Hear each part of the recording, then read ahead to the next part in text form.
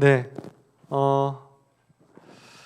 오늘은 성령 강림 후 넷째 주일인가 동시에 우리 또 6.25 전쟁의 아픔을 기억하면서 그런 일이 다시는 없어야지 라고 다짐하는 6.25 민족 화해주일이기도 합니다.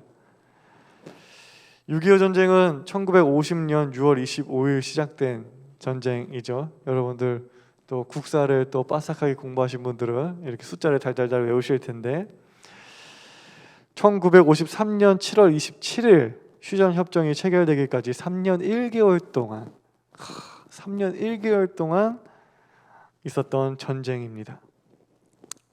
우리는 겪어보지 않은 과거의 일이라 실감이 나지 않을 수 있지만 조금만 생각해봐도 그 3년이라는 세월을 전쟁통에서 보낸다는 것은 비극이 아닐 수 없겠죠. 우리가 코로나 때문에 이제 힘들어한 게 이제 거의 1년 6개월 정도 되는데 정말 오랫동안 굉장히 마스크를 쓰고 있었던 거 같잖아요. 그런데 3년이라는 시간 동안 계속 총알이 날아다니고 계속 포탄이 터지는 그 상황 속에서 생활한다는 거는 정말로 큰 불평과 정말 비극이었을 것입니다. 그런데 더 슬픈 거는 2021년 현재까지 71년의 시간이 흘렀지만 이 전쟁이 아직 휴전 상태일 뿐 끝나지는 않았다는 거죠. 그게 정말 가슴이 아픕니다. 전쟁은 어떠한 일이 있더라도 이 땅에서는 다시는 일어나지 말아야 할 일이죠. 그것은 단순히 경제적으로 피해가 끼치니까 아니면 윤리적으로 나쁘니까 하는 것을 넘어서서 신앙에 근거하여서 반드시 일어나지 말아야 할 일이며 그리스도인들이 반대해야 하는 일인 것입니다. 전쟁은 사람을 죽이는 것이 살육이 당연시되고 용납되는 세계입니다. 더 많이 죽이는 것이 덕이 되고 공이 되는 세계이죠. 정말 끔찍하죠. 내가 다른 사람을 더 많이 죽일수록 더 좋고 훌륭하고 칭찬받는 사람이 되는 그런 세계관이 바로 전쟁의 세계관입니다. 때문에 전쟁은 그리스도적 가치와 결코 연결될 수 없는 일이죠. 저는 가끔 그리스도인임에도 불구하고 전쟁을 옹호하는 그런 신앙인들을 만나곤 하는데요. 그런 신앙인들은 보통 성경을 문자적으로 받아들이는 사람들이 많더라고요. 구약에 나오는 많은 전쟁 이야기를 예를 들면서 오늘날도 하나님의 전쟁이 있을 수 있다고 말하곤 합니다. 일명 거룩한 전쟁, 야훼 전쟁이 오늘날도 가능하다고 생각하는 것이죠. 여러분들은 어떻게 생각하세요? 하나님의 이름으로 전쟁을 일으키는 것이 가능하다고 생각하시나요? 그것이 틀렸다고 생각하시나요? 성경은 하나님의 절대적 진리이지만 그 진리란 성경 이야기 안에 담겨진 내용물이지 그 내용을 담고 있는 그릇 자체가 진리는 아닙니다. 우리는 그 진리와 그 이야기 속에 담겨져 있는 그 진리와 그 그릇을 구분할 줄 알아야 해요. 예를 들어서 우리는 하나님께서 약자를 보호하시고 모든 인간이 하나님 앞에 평등하다는 것을 잘 알고 있죠. 그러한 정신은 성경의 이야기 속에 담겨져 있는 하나님의 진리입니다. 하지만 그 평등이 시대적으로 적용되는 방법은 굉장히 시대적으로 큰 차이를 보입니다. 구약시대의 신앙인들은 이 하나님 신앙에 근거해서 노예들에게도 안식의 시간을 보장하고 그들을 함부로 대하거나 착취하는 것에 대해서 경계했습니다. 금했어요. 아무리 노예라고 할지라도 쉬는 시간이 있어야 하고 존귀하다, 존엄하다 생각해서 함부로 대하거나 죽이거나 때리지 못했습니다. 구약시대의 신앙인들은 그 당시에 보편적 시대 정신보다 더욱 진보적으로 노예들의 인권이나 존엄을 보호하였습니다. 그런데 그 당시에 아무리 진보적이라고 하더라도 오늘의 시각에서는 부족할 뿐이죠. 왜냐? 그 사람들도 아무리 그 당시에 진보적이라고 할지라도, 아무리 신앙에 근거하였다 할지라도 오늘날처럼 노예제도 자체를 반대하고 있지는 않기 때문입니다. 그러한 시대적 한계를 무시하고 성경을 근거로 해서 노예제도를 찬성한다면 그것은 잘못된 성경 해석이라고 볼 수 있죠. 우리는 성경을 통해서 드러나는 하나님의 평등을 발견하고 그 평등을 나의 시대 안에서 가장 이상적인 방법으로 실현하려고 노력하는 것이 성경을 보는 건강한 시각일 것입니다. 성경에 나오는 전쟁 이야기도 마찬가지예요. 성경에 나오는 전쟁 이야기는 단순히 하나님께서 전쟁을 인정하거나 전쟁을 통하여서도 하나님이 하나님 나라를 이뤄갈 수 있다, 전쟁도 하나의 방법이다 라고 인정하는 것을 나타내는 것이 아닙니다. 우리는 성경 속 전쟁에서 시대적 한계를 가졌음을 우리는 인지를 해야 합니다. 그래서 그 전쟁 이야기 안에 담겨진 하나님의 진리, 하나님의 속성을 발견하려고 해야 하죠. 그러한 시각으로 오늘 우리는 이스라엘 민족이 아이성을 점령하는 이야기를 함께 나눠보고자 합니다. 여러분, 이스라엘 전쟁 하면은 가장 먼저 뭐가 떠오르나요?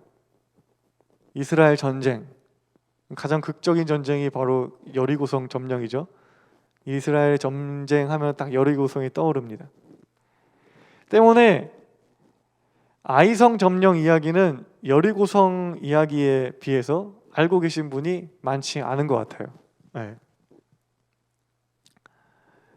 하지만 저는 이 여리고성의 점령 이야기가 아이성 점령 이야기에 함께 읽어져야만 하나님의 참뜻을 알 수 있다고 생각합니다. 이 여리고성의 이야기만 읽게 되면 우리는 단순히 승리하게 하는 하나님, 굉장히 놀라운 방법으로 승리하게 하는 하나님만 묵상하게 될 그런 염려가 있어요. 하나님을 잘 믿으면 어떤 방법으로든, 굉장히 놀라운 방법으로도 무조건 승리한다 라고 하는 묵상으로 귀결될 위험이 있습니다. 우리가 중요하게 바라봐야 하는 것은 그 여리고성 점령의 결과보다 그 과정인데, 우리는 그 과정을 무시하고 그냥 점령했다라고 하는 거에만 포커스를 맞춰서 묵상하게 될 위험이 있죠. 여러분 다 잘 알고 계시듯이 이스라엘은 놀라운 방법으로 여리고성을 점령했습니다. 여리고성은 높은 지대에 높은 성벽까지 갖춘 굉장히 난공불락의 요새였습니다. 그러한 요새를 훈련도 되지 않은 이스라엘 사람들이 뭐 출신이에요? 이집트의 노예 출신이죠. 이 사람들은 군인이 아니에요. 그냥 일하던 사람들이에요. 채찍을 맞으면서 일하던 사람들이에요. 그런 노예 출신이 그런 엄청난 요새를 점령하기는 불가능에 가까웠을 것입니다. 하지만 가나안 땅에 들어가기 위해서는 반드시 점령해야 하는 전초지였어요. 이스라엘은 이 성을 하나님의 방법으로 점령하죠. 이스라엘 민족은 하나님의 말씀을 따라서 제사장이 7 양각 나팔을 7개를 잡고 나팔을 불면서 여호와의 궤를 들고 하루에 한 바퀴씩 성을 돕니다. 그리고 6일 동안 그렇게 한 바퀴씩 돌아요. 그리고 마지막 7째 날에는 같은 방법으로 7바퀴를 돕니다. 그리고 마지막 바퀴를 돌았을 때 백성들이 크게 외치니 성벽이 무너져 내렸다고 성경은 기록하고 있습니다. 그런데 하나님께서 여리고성 점령의 과정 중에 이스라엘 민족에게 꼭 지키라고 당부한 것이 하나 있어요. 바로 뭐냐면 성 안에 있는 어떤 것도 가지지 말라는 거예요. 아무것도 가지지 말고 아무것도 살려두지 말라고 이야기하십니다. 그러한 명령에 따라서 이스라엘 민족은 여호수아 6장 21절에 나오듯이 남자나 여자나 어른이나 아이, 양, 낙이 모든 것을 전멸하여 하나님께 희생제물로 바쳤습니다. 남자만 죽이고 가축만 죽이는 것까지는 괜찮은데 거기 있는 여자와 아이까지 싸그리 모두 전멸시킵니다. 싸우지 못하는 여자와 아이까지 죽였다는 기록은 그리스도인의 고개를 갸우뚱하게 만들고 또 기독교를 폄하하고자 하는 사람들에게는 굉장히 좋은 덜미를 제공해요. 그래서 요거를 들면서 니네가 믿는 하나님은 잔인하다는 둥 막 이런 이야기를 하죠. 하지만 이후의 내용인 아이성의 이야기까지 계속해서 읽어가다 보면 하나님의 참뜻이 무엇이고 그 뜻이 어떤 시대적 그릇에 담겨 있는지 우리는 알 수 있게 됩니다. 여러분, 여리고성을 점령한 이스라엘 민족의 기분은 어떠했을까요? 생각해 보세요. 여리고성을 다 그렇게 극적인 방법으로 하나님의 도우심을 통해서 점령했단 말이에요. 기분이 어땠을까요? 그들의 기세는 정말 하늘을 찌를 듯 했을 것입니다. 그 어마어마하고 커다란 성을 점령했으니 실감이 나지 않았겠죠. 뭐든 할 수 있을 것 같은 기분이었을 거예요. 마치 전역한 병장이 세상에 나올 때 그런 기분이지. 그렇죠? 남자들이 전역할 때 다 그런 기분이에요. 뭐든 할 수 있을 것 같아. 네. 그런 기분이었을 거예요. 그래서 그들은 바로 이어서 여리고성 근처에 있는 아이성을 점령하고자 계획합니다. 기세 탔다 이거예요. 지금 그 여리고성 큰 거 다 점령했어요. 기세 타고 옆에 있는 조그만 거 한 방에 치자 이런 생각이었던 거예요. 아이성은 여리고성에 비해 굉장히 작고 약한 성이었기 때문에 점령하는데 큰 힘도 필요하지 않았습니다. 그래서 여호수아는 아이성에 정탐꾼을 보내요. 그 정탐꾼들이 정탐을 마치고 여호수아한테 이렇게 말합니다. 오늘 말씀에 나온 것처럼 그들이 여호수아에게 돌아와서 이렇게 말하였다. 모든 백성을 다 올라가게 할 필요가 없을 것 같습니다. 그냥 2,000명이나 3,000명만 올라가도 아이성을 칠 수 있습니다. 모든 백성이 그 성을 치느라 다 수고할 필요가 없을 것 같습니다. 성 안에 있는 사람들의 수가 얼마 되지 않습니다. 라고 보고해요. 쉽다는 거죠. 그렇죠? 우리 다 갈 필요 없어요. 그냥 몇 명만 가서 한번 하면 그냥 깨끗하게 할 수 있습니다. 이에 여호수아는 3,000명의 백성을 이제 아이성에 보내죠. 근데 어떻게 돼요? 네, 완전 패배하고 말죠. 패배의 원인을 묵상하던 여호수아는 이스라엘의 죄를 발견합니다. 바로 여리고성을 점령하는 가운데 하나님의 약속을 저버린 거예요. 여리고성을 점령하는 그 과정 가운데 하나님과의 약속을 지키지 않았던 거예요. 이스라엘은 여리고성에 있던 그 무엇도 가지지 말라고 한 하나님의 약속을 지키지 않았던 것입니다. 이를 알게 된 여호수아는 제비뽑기를 통해서 전쟁의 전리품을 챙긴 죄인을 찾아내어 처벌합니다. 그러니까 아무것도 가지지 말라고 했잖아요. 아무것도 살려두지 말라고 했어요. 어떤 귀한 것도 어떤 짐승도 다 가지지 말라고 했어요. 근데 누군가가 전쟁을 이겨서 여리고성에 있던 무언가를 이제 수적한 거죠. 그래서 그 잘못을 그 죄인을 찾으려고 제비뽑기를 한 거예요. 그래서 아간이라고 하는 인물이 뽑혔습니다. 그 여호수아는 아간을 처벌하죠. 그리고 전열을 가다듬은 후 다시 아이성을 공격해서 점령하게 됩니다. 우리는 여기서 몇 가지 생각해 볼 것이 있어요. 첫째는 과연 전리품을 챙긴 것이 아간 혼자였을까 하는 것입니다. 아시죠? 이스라엘 민족이 굉장히 수만 명의 사람들이었다는 것, 그리고 그 당시에 다 텐트를 치고 천막 생활을 했다는 것을 우리는 알고 있습니다.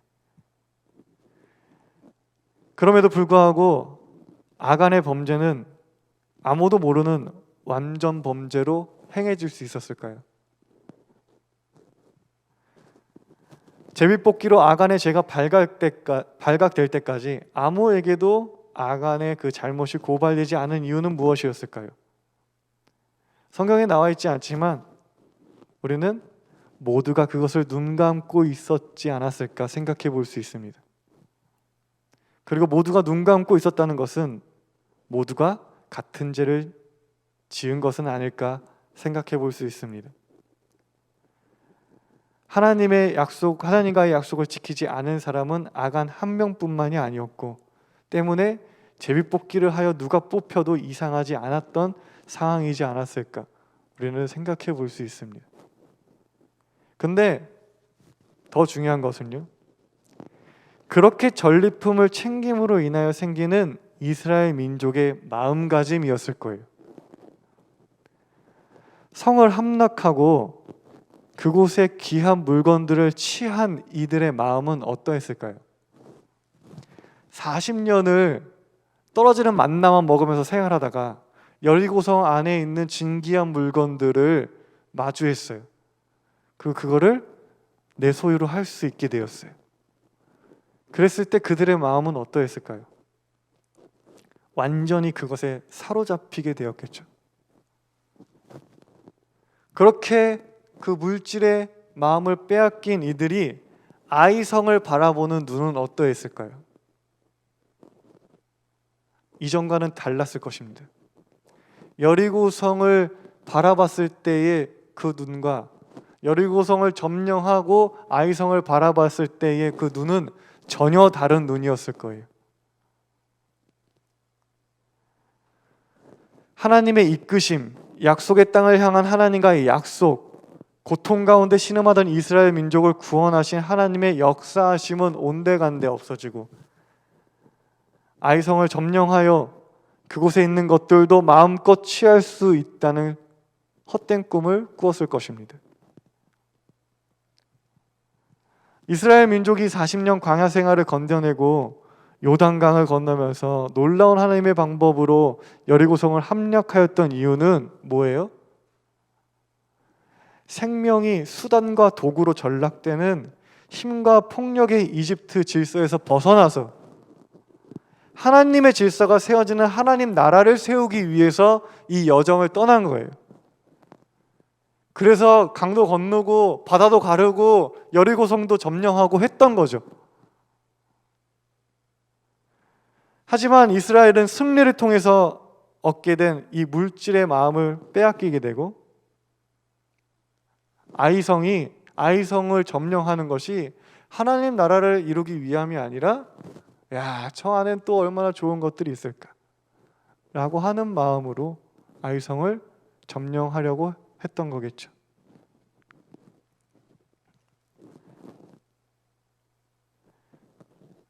때문에 하나님은 그들의 여정에 브레이크를 강한 것입니다.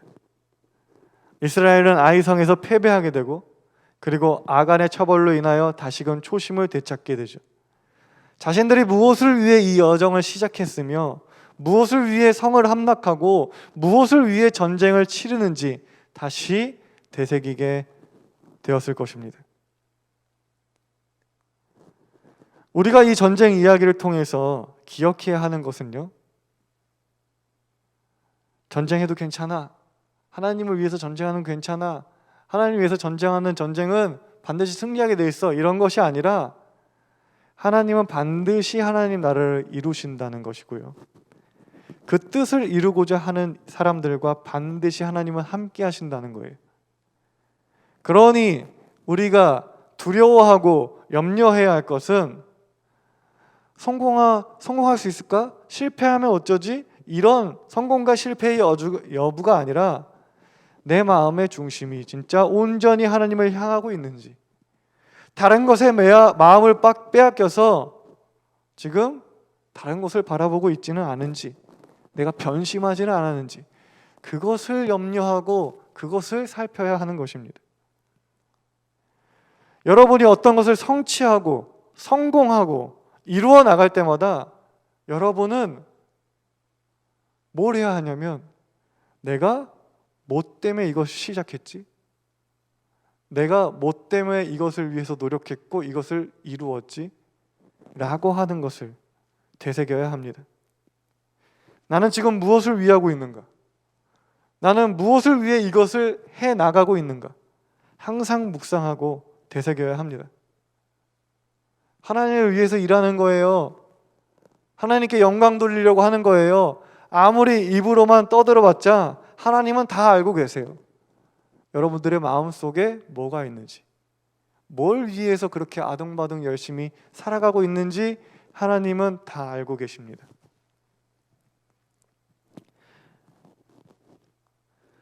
이러한 귀한 진리가 이스라엘 전쟁사라는 그릇에 담겨서 지금 이 시간 우리에게 전해지고 있는 것입니다.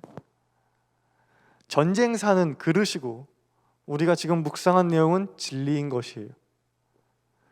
그리고 그 진리는 훗날 이제 예수님이라고 하는 새롭고 완전한 그릇에 담기게 되는 것이죠.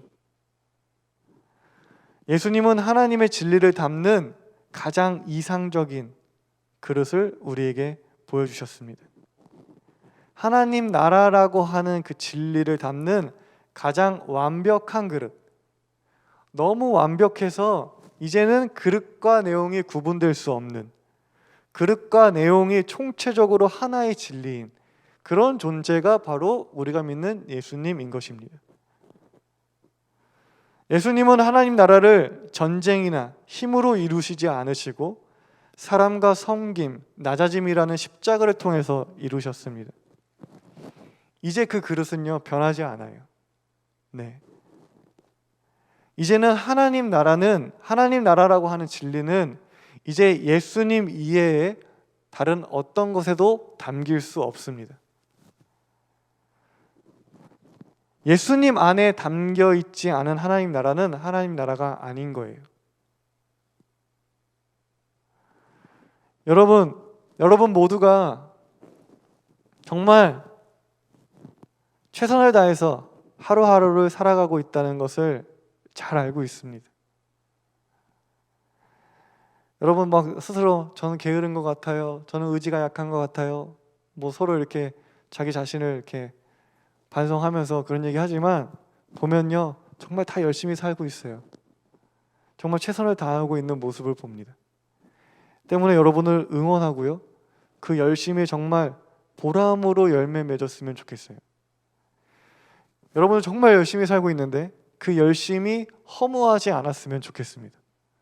정말 열심히 살고 나서 딱 봤는데 나 왜 이렇게 열심히 살았지? 내가 뭐 때문에 이렇게 열심히 살았지? 참 부질없는데? 허무한데? 라고 하는 그런 느낌과 생각을 여러분들이 겪지 않았으면 좋겠어요.